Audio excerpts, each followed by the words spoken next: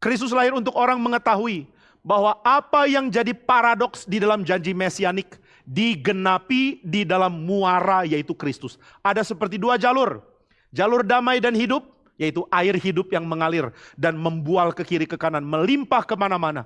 Dan jalur perang, di mana Tuhan mengatakan, inilah Mesias, aku akan bangkitkan dia. Ini versi Mika. Aku akan bawa dia memerangi bangsa-bangsa. Semua akan dihancurkan. Asyur berani masuk, dihantam. Dan Mesias ini akan memberikan tanah bagi umat dan akan menyingkirkan siapapun yang interupsi masuk ke dalam. Jadi ada dua jalur. Lalu dari dua jalur muaranya di mana? Kristus. Di dalam diri Kristus ada paradoks yang hanya didamaikan di dalam pribadi dia. Paradoks kuasa dan paradoks kelemah lembutan. Paradoks perang dengan damai. Paradoks pembalasan, penghakiman, dan pengampunan. Ini ada dalam Kristus. Kristus adalah paradoks terbesar, teragung, dan terheran di dalam sejarah manusia. Manusia bisa punya pikiran yang seperti paradoks, tapi Kristus adalah yang benar-benar mengkutupkan paradoks itu menjadi ekstrim, bukan didamaikan di tengah. Saudara berusaha damaikan ke tengah, saudara akan temukan Kristus yang lain. Siapa dia? Allah kah? Manusia kah? Oh, ketemu di tengah. Sedikit Allah dan sedikit manusia. Tidak bisa. Dia Allah sejati. Dia extremely. Dia benar-benar sepenuh-penuhnya Allah. Dia juga adalah manusia sejati. Benar-benar sepenuh-penuhnya manusia. Ini dua ekstrim memang. Tapi disatukan di dalam pribadi Kristus. Berarti di dalam Kristus ada paradoks yang begitu besar yang didamaikan oleh dirinya.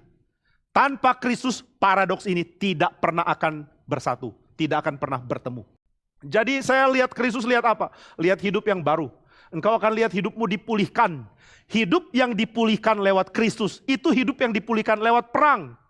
Bukan lewat damai. Perang akan memulihkan hidup saudara, tapi hanya ketika saudara ada di dalam Dia yang adalah sumber hidup itu.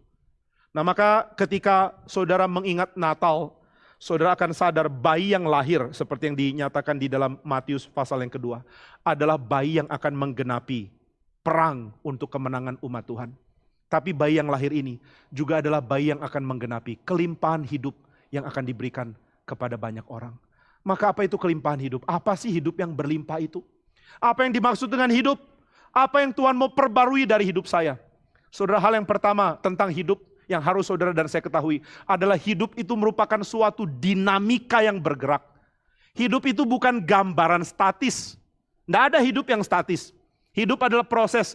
Saudara menyadari hidup karena saudara ada di dalam perjalanan kesadaran menempuh waktu. Jadi saudara, apa tugas saudara? Tugas saudara adalah bawa hidup. Apa tugasnya hidup? Hidup adalah untuk mematikan mati. Jangan jadi orang yang pasif. Yang pikir, aduh saya hidup tapi gimana hidup cuma begini. Hidup itu kuat. Hidup itu penuh dinamika. Tuhan memperkenalkan hidup sebagai bagian dari hidupnya. Hidup bergerak untuk mematikan mati. Tapi apa yang terjadi? Begitu manusia jatuh dalam dosa, manusia tidak hidup. Karena nggak hidup, mati berkuasa. Di mana ada hidup? Di mana air hidup? Manusia dapat kesempatan datang ke Tuhan dan mereka abaikan. Mereka pikir mereka hidup, tapi mereka tidak perkenalkan hidup. Mereka terus ada kompromi dengan kematian. Berapa banyak orang Kristen sekarang kompromi dengan kematian? Kompromi dengan korupsi, kompromi dengan hawa nafsu, kompromi dengan diri yang tidak pernah mau berubah. Maka ketika kita mengingat Natal, kita harus tahu hidup itu kembali diintroduce, diperkenalkan oleh kelahiran Kristus. Dan bagaimana hidup itu membual keluar, bagaimana menyebar keluar. Di dalam Kristus paradoks dari Zakaria pasal yang ke-14. Zakaria 14 ya. Dengan Mika pasal yang kelima disatukan. Bagaimana hidup itu mengalir keluar? Dengan perang. Siapa yang saya perangi? Kematian yang ada dalam dirimu. Saudara, mari perang dengan kematian yang ada dalam dirimu. Hawa nafsu yang membinasakan engkau, matikan itu dong. Hal-hal yang membuat engkau jadi egois terus, matikan itu. Semua hal yang membuat engkau sulit jadi berkat bagi orang lain, matikan itu sekarang. Saudara bilang susah, memang ini perang kok.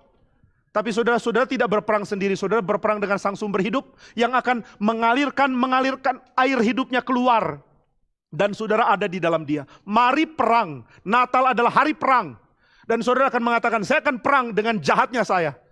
Selama ini saya terus bicara kasar dengan orang. Saya mematikan bicara kasar, itu maut.